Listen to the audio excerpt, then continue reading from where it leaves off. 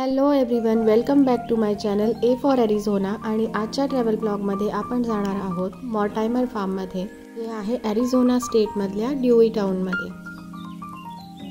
इकडे आम्ही गेलो होतो सनफ्लावर फील्ड बघायला, जिकडे आम्ही सनफ्लावर फील्ड बघितलं, कॉर्न मेज बघितला, स्ट्रॉबेरीज पेक केला आणि भरपूर सारे फ्रेश व्हेजिटेबल्स बाय केले. तर चला फिरूया मॉर्टायमर फार्ममध्ये. फिनिक्सपासून मॉर्टायमर फार्मला जायला ऑलमोस्ट 1.5 तास लागतो. मॉर्टायमर फार्ममध्ये एंट्री केल्या इकडे असे भरपूर सारे पंपकिन्स ठेवलेले होते, कारण तिकडे पंपकिन पॅच होता, जे हॅलोवीन सीझनच्या आधी सुरू होतं. हे पंपकिन्स बघून असं वाटलं की चल रे भोपळ्या, टुणूक टुणूकवाल्या स्टोरीमधली आजीबाई खरं तर याच एखाद्या भोपळ्यामध्ये बसून गेली असावी. इकडचे सनफ्लावर्स बघताना आम्हाला इतकी मजा आली, कारण इतक्या जवळून सूर्यफुलं आणि त्यांचे इतके सुंदर छान रंग हे पहिल्यांदाच आम्ही पाहत होतो.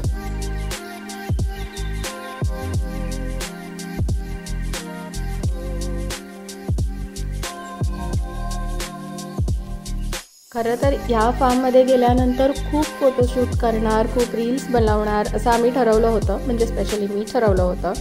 पण इकडे गेल्यानंतर जे काही आम्हाला कळलं, फील्ड तर खूपच छान होतं, पण जेव्हा आम्ही सनफ्लावर्स खूप जवळून बघायला गेलो तेव्हा त्याच्यावर मधमाशा होत्या, भरपूर साऱ्या मधमाशा होत्या, आणि ते बघून आम्ही जरा लांबच राहिलो. मग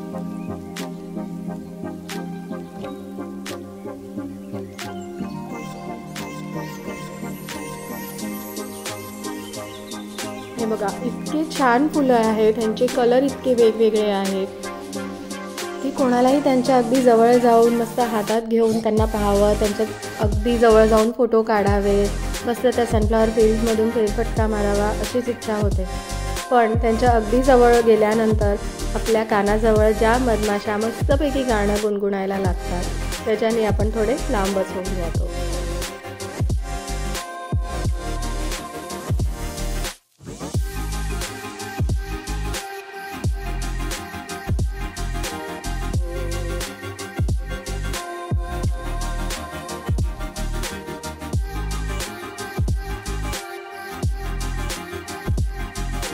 मला हे क्यूट असा एक लेडीबग दिसलं, ज्याचा खूप झूम करून मी एक व्हिडिओ काढला, आणि मग या फुलावर मस्तपैकी एक मधमाशी होती, आणि अशाच इकडच्या सगळ्या फुलांवर होत्या.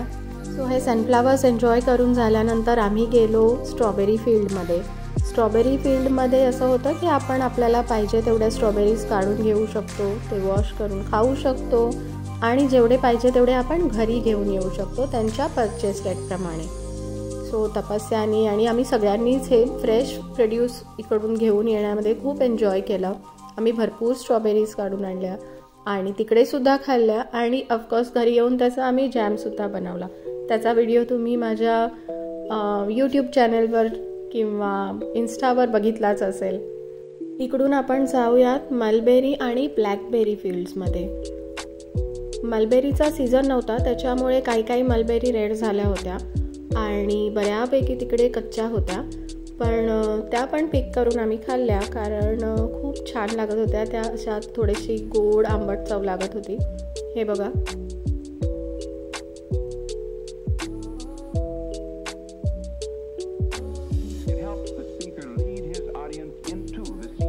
या फील्डमध्ये फिरण्यात थोडा रिलॅक्स आम्ही होतो, कारण कुठेही माशा वगैरे नव्हत्या आजूबाजूला. हे बघा, हे छोटे छोटे फळं आहेत तिकडे मलबेरीचे.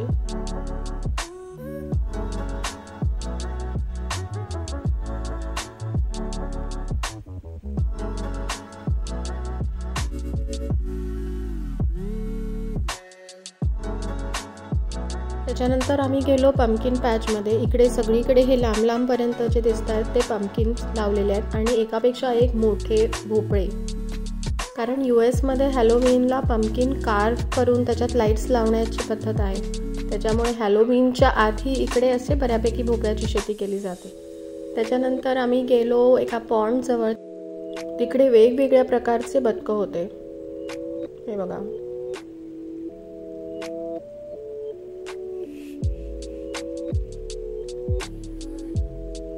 आम्ही इथे गेलो होतो सप्टेंबर मंथमध्ये. सप्टेंबरमध्ये वेदर खूप छान होतं, म्हणजे खरं तर इथे उन्हाळा कडक असतो, पण ओपन फार्म, मस्त झाडं वगैरे असल्यामुळे खूप छान थंड वाटत होतं. ॲट द सेम टाईम ऊन पण जाणवतच होतं.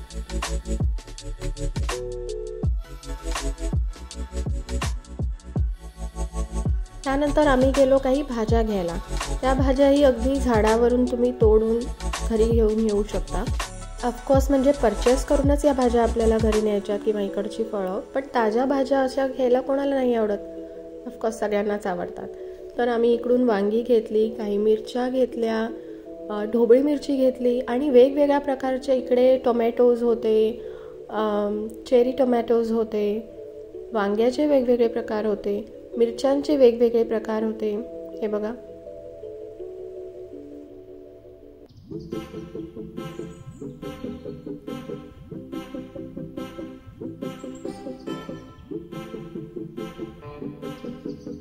इकडे या मिरच्या आहेत, ॲलेपेनोज आहेत, रेड बेल पेपर्स आहेत, ग्रीन बेल पेपर्स आहेत.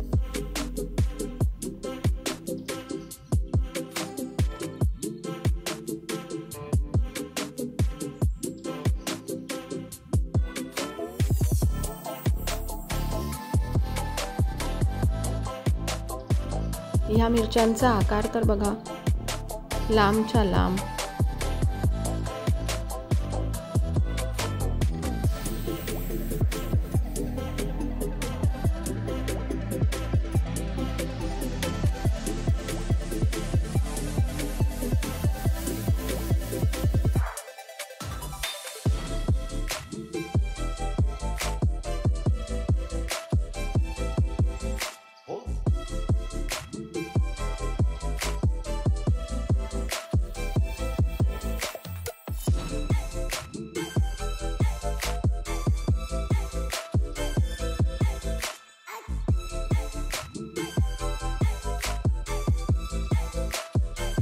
आणि या मिरच्यांचा रंग बघा, वांगी असल्याचा भास होतो इकडे.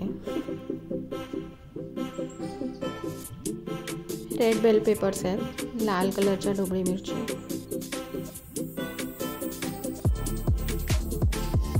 हे पूर्ण इकडे जे लावलेले रोपं दिसतात ही सगळी मिरच्यांच्या वेगवेगळ्या प्रकारांची आहेत. इकडे हे टोमॅटोज आहेत या पूर्ण लाईनमध्ये. ही भेंडी आहे,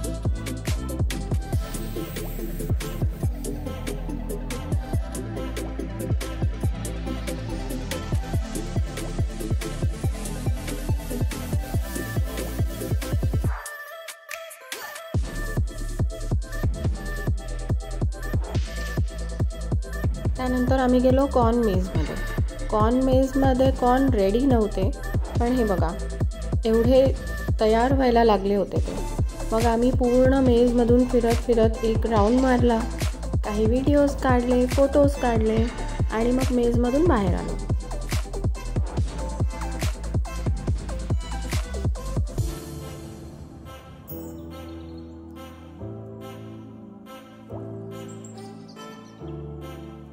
त्यानंतर आम्ही गेलो फार्ममध्ये ठेवलेल्या प्राण्यांकडे, म्हणजे प्राणी बघायला. तर तिकडे हे छोटे टॉर्टॉईज होते, ते गवत खाताना दिसत आहेत. इकडे काही बकऱ्या होत्या, त्यांना तपस्यानी मस्त खाऊ दिला. तिकडे ठिकठिकाणी कॉर्नचे असे हे डबेसुद्धा ठेवले होते, त्याच्यात आपण कॉईन टाकायचा, कॉर्न्स घ्यायचे आणि मग या बकऱ्यांना खायला द्यायचे. तसं तिथे कोंबड्या होत्या, मेंढ्या होत्या, म्हणजे शिप्स होत्या.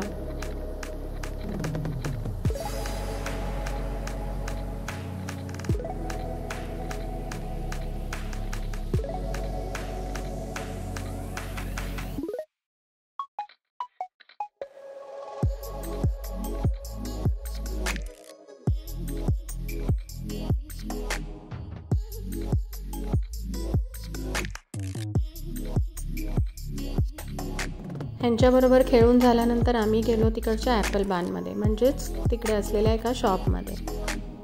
शॉपमध्ये सगळं वस्तू बघितल्यानंतर आम्ही तिकडून बाहेर आलो आणि गेलो प्ले एरियामध्ये. हा प्ले एरिया खरं तर फार्म चालू होतानाच आहे, म्हणजे जेव्हा आपण एंट्री करतो तेव्हाच हा एरिया सुरू होतो.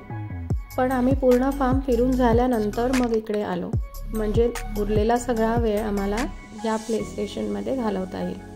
इकडच्या बऱ्यापैकी वस्तू जर बघितला तर त्या टायरपासून बनवलेल्या होत्या.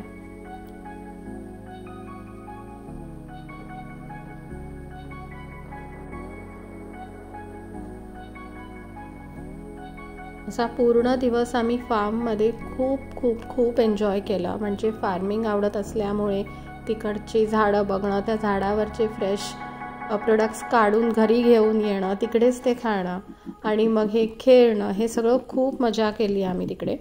आणि तिकडे एक रेस्टॉरंटसुद्धा आहे आतमध्ये. तिथे व्हेज नॉनव्हेज जे काही फूड तुम्हाला प्रिफरेबल असेल ते तुम्ही खाऊ शकता. इकडे जाताना मात्र आपल्याला भरपूर पाणी कॅरी करावं लागतं, कारण फार्म हे 324 एकर एवढ्या जमिनीमध्ये पसरलेला आहे आणि एवढ्या मोठ्या लँडमध्ये आपण चालत फिरणार म्हणजे आपल्याला सारखं पाणी प्यावं लागतं. इथे रेस्टरूम्स आहेत, त्याच्यामुळे पाणी पिण्याची कंजूसी अजिबात करू नका, कारण हायड्रेटेड राहिलेलं नेहमी चांगलं. इकडच्या प्ले एरियामधले जे काही राईड्स किंवा हे झुला वगैरे हे बनवलेले आहेत ते टायरपासून बनवलेले किंवा लाकडापासून बनवलेले असे आहेत, जे आपल्याला नॉर्मल पार्कमध्ये बघायला मिळत नाही. नॉर्मल पार्कमध्ये झोपाळे असतात, सीसॉ असतात, स्लाईड्स असतात, पण ह्या पार्कमध्ये हे काही वेगळे प्रकार असल्यामुळे आम्ही खूप जास्त एन्जॉय केला. आणि इकडे आतमध्ये फिरण्यासाठी त्यांची अशी एक गाडीसुद्धा असते, जुगजुग गाडीसारखी, म्हणजेच ट्रेनसारखी, आणि त्यातून आपण फ्री ऑफ कॉस्ट पूर्ण मोठा राऊंड मारून येऊ शकतो.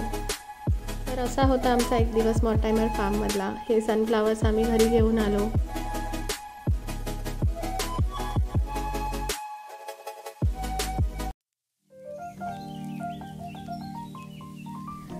आणि ह्या आणलेल्या स्ट्रॉबेरीजचा आम्ही जॅम बनवला.